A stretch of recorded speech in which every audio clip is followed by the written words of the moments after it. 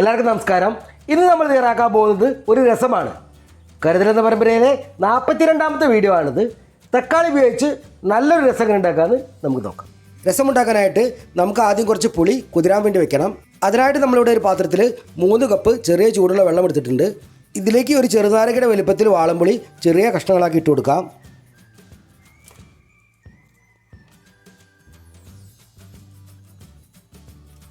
ഇനി നമുക്കിത് കുതിരുന്നത് വരെ വെയിറ്റ് ചെയ്യാം.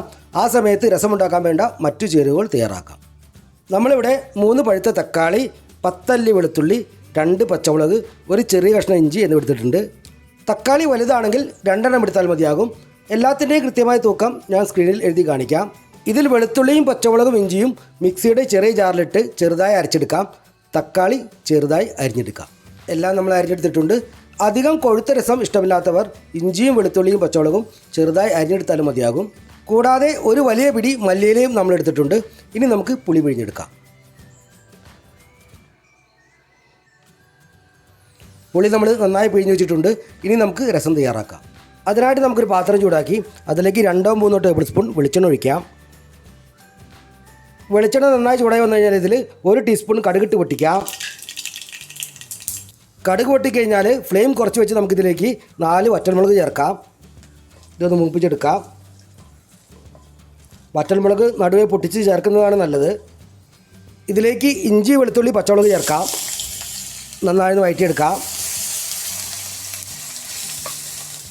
എല്ലാത്തിൻ്റെയും പച്ചമണം മാറിക്കഴിഞ്ഞാൽ നമുക്കിതിലേക്ക് അരിഞ്ഞു വെച്ചിരിക്കുന്ന തക്കാളി ചേർക്കാം. ഇത് നന്നായി വഴറ്റിയെടുക്കാം.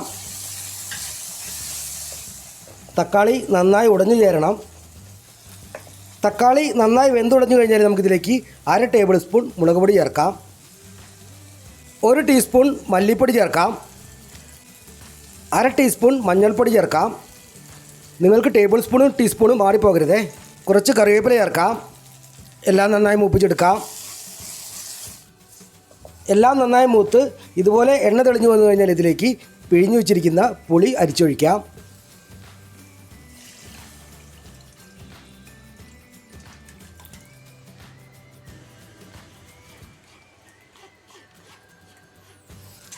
ഇതിലേക്ക് വീണ്ടും 1 ഗ്ലാസ് വെള്ളം ചേർത്ത് ഒന്നുകൂടി അരിച്ചെടുക്കാം.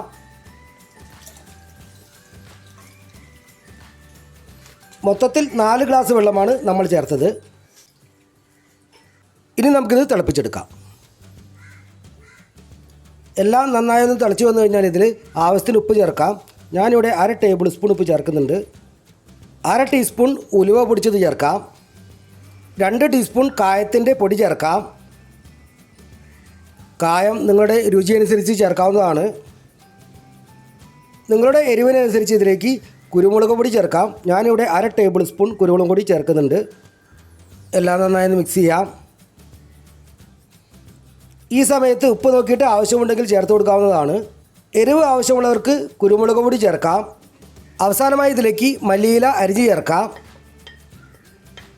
ഈ വീഡിയോ ഇഷ്ടമായാൽ എല്ലാവരും ഒന്ന് ഷെയർ ചെയ്യണേ. അതേപോലെ നമ്മുടെ ചാനൽ സബ്സ്ക്രൈബ് ചെയ്യാനും ബെൽ ബട്ടൺ അടിച്ചു വിടാനും മറന്നു പോകരുതേ. ഇനി നമുക്ക് സ്റ്റവ് ഓഫ് ചെയ്യാം. രസം സെർവ് ചെയ്യുന്നത് വരെ മൂടി വയ്ക്കാം.